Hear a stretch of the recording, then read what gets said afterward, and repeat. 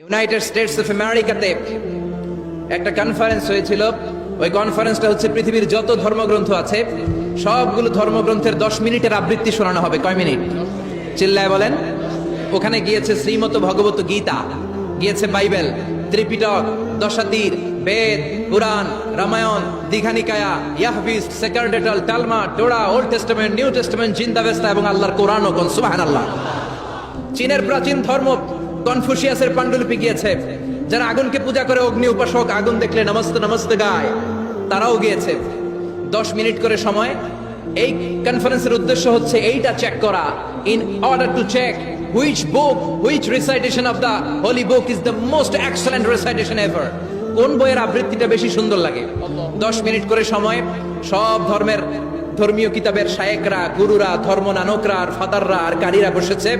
বিচারকের সামনে 2টা বাটন, একটা গ্রিন বাটন, একটা রেড বাটন, একটা সবুজ বাতি, একটা লাল বাতি। আবৃত্তির সময় 10 মিনিট। চিল্লায় বলেন কয় মিনিট? সবুজ বাতিতে চাপ দিলে আবৃত্তি শুরু, রেড বাটনে চাপলে আবৃত্তি শেষ। প্রথমে ডাকা হয়েছে শ্রীমত ভগবত গীতা। 10 মিনিটের জন্য যে পড়তে শুরু করেছে, ওম নমো ভগবতী বাসুদেবায়। 10 মিনিট পড়েছে। পড়ার পরে বিচারক রেড বাটনে প্রেস করেছে, সময় শেষ, নেমে গিয়েছে। এরপরে ডাকা হয়েছে ত্রিপিটক, বিনয় পিটক, শাম পিটক, অভিধর্ম পিটক মিলে 3টা পিটক। এটা বৌদ্ধ ভাইদের কিতাব। এরা বলে ওম শান্তি, ওম শান্তি। আসলে মিয়ানমারে ওরা যা করছে ওদের বলা দরকার ওম অশান্তি, ওম অশান্তি। ওরা বুদ্ধাং শরণং গচ্ছামি, ধাম্মাং শরণং গচ্ছামি পড়তে পড়তে 10 মিনিট শেষ, চলে গেল। এরপরে ডাকা হলো দশাতীর, দশাতীরের ওরাও পড়লো। এরপরে ডাকা হলো গ্রন্থ সাহেব, পড়লো। জিন্দাবেস্তা পড়লো 10 মিনিট। এরপরে ডাকা হলো ভ্যাটিকান সিটির পোপকে। গত মাসে পোপ আসছিল না? এই পোপের আগের পোপ, তাকে ডাকা হলো to recite the Holi Bible for 10 minutes. 10 মিনিটের জন্য বাইবেল পড়তে আসেন। উনি এসে ওনাদের বাইবেল পড়ে গেল 10 মিনিটের জন্য। ওনার বাড়ি হচ্ছে ভ্যাটিকান সিটিতে, ইটালির রোমের মাঝখানে স্বায়ত্তশাসিত একটা আলাদা দেশ আছে।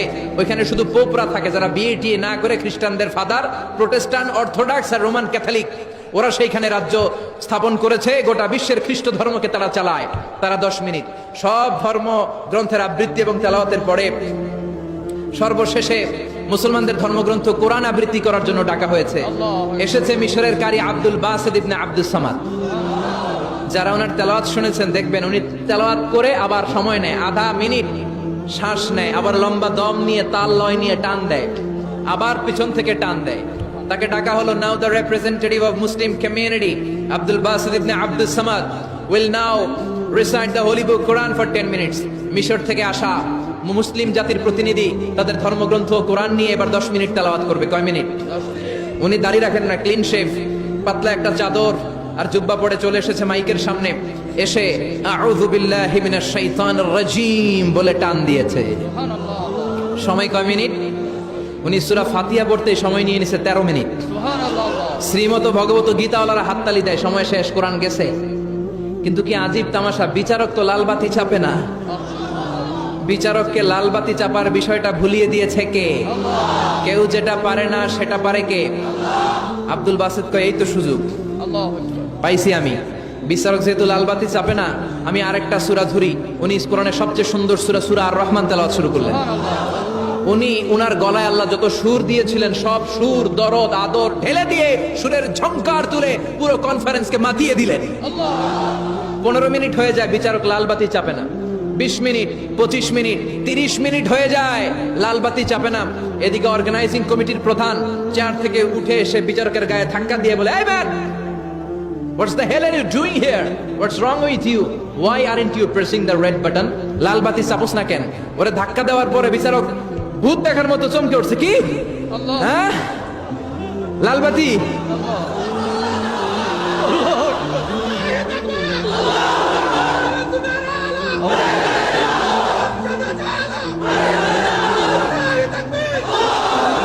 অর্গানাইজিং কমিটির চেয়ারম্যান যখন ধাক্কা দিছে, why aren't you pressing the red button? তুমি লাল বাতি চাপো না কেন? বিমড়ি খেয়ে ওর সেলাপ দিয়ে কি? হ্যাঁ, লাল বাতি, নীল বাতি, কোন বাতি? কোন বাতি? হুশ নাই। ওর হুশ নিয়ে গেছে কে? আবার যখন আব্দুল বাসিতের তেলাওয়াতের দিকে তাকায় আবার বেহুশ। না পেরে বিচারক দাঁড়িয়ে বলে, ও Abdul Basit Ibne Abdus Samad, come from Egypt, There is no time limits for you. Recite as much as you wish. ও আব্দুল বাসের, আজকের এই প্রতিযোগিতায় তোর জন্য তেলাওয়াতের কোনো সময় নাই, তোর যত মনে চায় তুই পড়ে যা।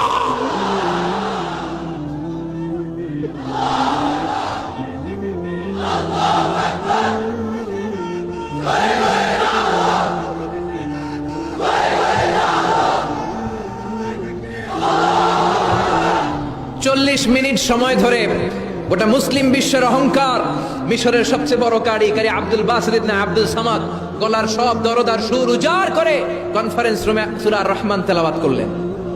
কনফারেন্স শেষ হলো, ওই বিচারকের বিরুদ্ধে মামলা হলো তিনটা। কয়টা? যেহেতু আন্তর্জাতিক কম্পিটিশন, আন্তর্জাতিক আদালতে মামলা, সুইজারল্যান্ডের দি হেগে মামলা। হ্যান্ডকাফ পরিয়ে বিচারককে নেওয়া হয়েছে। মাননীয় আদালত বলে, why made you partiality between the books? You have given to Bible 10 minutes. You have given to Srimata Bhagavata Gita 10 minutes. You have given to Tripitaka 10 minutes. Why have you given extra 30 minutes for Quran? সব ধর্মগ্রন্থরে 10 minute দেওয়ার কথা, বাইবেলরে দিলি 10, শ্রীমত ভগবত গীতারে দিলি 10, ত্রিপিটকরে 10, কোরআনরে অতিরিক্ত 30 minute, মানে আগের 10 আর 30 মিলে 40 minute দিলি কেন? বিচারক বলে, অনারেবল জাজ, I have a humble question to you. মাননীয় আদালত, আমার একটা বিনয়ের প্রশ্ন আছে। আদালত তো টাসকি খেয়ে গেছে, কিরে আমার এবার প্রশ্ন করে কেন? বিচারক বলে, আমার প্রশ্ন হচ্ছে, বিচারক তো আমি নিজে হই নাই, জাজ তো আমারে আপনারাই বানাইছেন। আমি তো ওদেরকে 10 মিনিট দিছি, ঠিক কিনা? আমি তো বাইবেলের 10 মিনিট দিয়েছি। এর কারণ, যখন বাইবেল পড়তে এসেছে আমার হুশ আছে, আমার সময়ের জ্ঞান আছে, আমি সময়ের টাইম ধরে বসে আছি, আমার হিতাহিত জ্ঞান আছে, আমার নার্ভাস সিস্টেম ওকে। 10 মিনিট শেষ, আমি রেড বাটনে চেপেছি, উনি নেমে গিয়েছে, বাইবেলকে ডেকেছি। বাইবেল শেষ, শ্রীমত ভগবত গীতাকে ডেকেছি। গীতা শেষ, ত্রিপিটককে ডেকেছি। কিন্তু এই মিশরের কারি আব্দুল বাসেত জুব্বা একটা পরে কোরআনটা হাতে নিয়ে মাইকের সামনে এসে কি যে বলে একটা টান দিল, ওই টান দেওয়ার সাথে সাথে আর আমার হুঁশ নাই। আমি কি সাগরের উপর, নাকি মহাশূন্যে, নাকি জমিনের অতল গহ্বরে? আমি কোথায় বসে আছি, আমি কোথায় দাঁড়িয়ে আছি, আমি নিজেই জানি না। আমার সময়ের কোনো জ্ঞান নাই, আমার হিতাহিত বুদ্ধি নাই, আমার নার্ভাস সিস্টেম ফল ডাউন করেছে, আমার শরীরে ভাইব্রেশন শুরু হয়েছে, কাঁপুনি শুরু হয়েছে। মাননীয় আদালত, যখন একটা মানুষের হিতাহিত জ্ঞান থাকে না, যখন একটা মানুষের সময়ের কোনো বিবেক বুদ্ধি থাকে না, যখন কারো নার্ভাস সিস্টেম ফল ডাউন করে, কি এক মন্ত্র সে পড়তে শুরু করলো, আমার হুঁশ সে কেড়ে নিল, আমি কিছুই বুঝতে পারছি না। যখন আমি আমার সাথে নাই, যখন আমার হুঁশ নাই, যখন আমার নার্ভাস সিস্টেম ফল ডাউন করেছে, এরকম একটা পরিস্থিতিতে যখন আমি medically unfit, how can I press the red button? You answer me. কেমন করে আমি লাল বাতি চাপবো, তুমি বলো। প্রিয় ভাইয়েরা, আপনারা যারা আইন নিয়ে পড়াশোনা করেন তারা জানেন, কেউ যদি মেডিকেলি আনফিট থাকে তার কোনো বিচার হয় না, ঠিক কিনা? পাগল খুন করলেও বিচার নাই, ঠিক কিনা? সে কোরআনকে অতিরিক্ত সম্মান দেওয়ার কারণে সর্বশেষে এই বিচারকের কোনো বিচারই হয় নাই। বেকসুর খালাসের ব্যবস্থা এই বিচারককে করে দিয়েছে কে?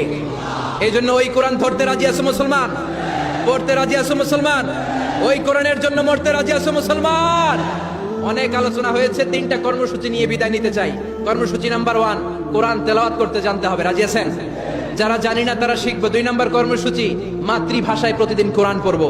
কোরআনের বঙ্গানুবাদ পাওয়া যায় মোবাইলে, অ্যান্ড্রয়েড সেটে কোরআনের ট্রান্সলেশন পাওয়া যায়, বঙ্গানুবাদ। প্রতিদিন একটা আয়াত হলেও আমরা কোরআনের অর্থ পড়বো। 3 নাম্বার, বাঁচি আর মরি কোরআনের পক্ষে থাকবো, চিল্লা এখন ঠিক কিনা? এই কোরআন আমাদের প্রাণ, এই কোরআন আমাদের জান। এই বাংলার জমিনে কোরআনের আইন চালু হোক, আমরা চাই কি চাই না? যারা কোরআনের বিরুদ্ধে কথা বলবে ওদের সাথে আমাদের কোনো সম্পর্ক। আল কোরআনের বিরুদ্ধে একটা আইনও বানালে ওই আইন আমরা মানবো না, চিল্লা বলেন ঠিক কিনা? আমরা এই কোরআনকে বুকে ধারণ করতে চাই। রাজি আছো মুসলমান? হাত তুলে আল্লাহর দেখা।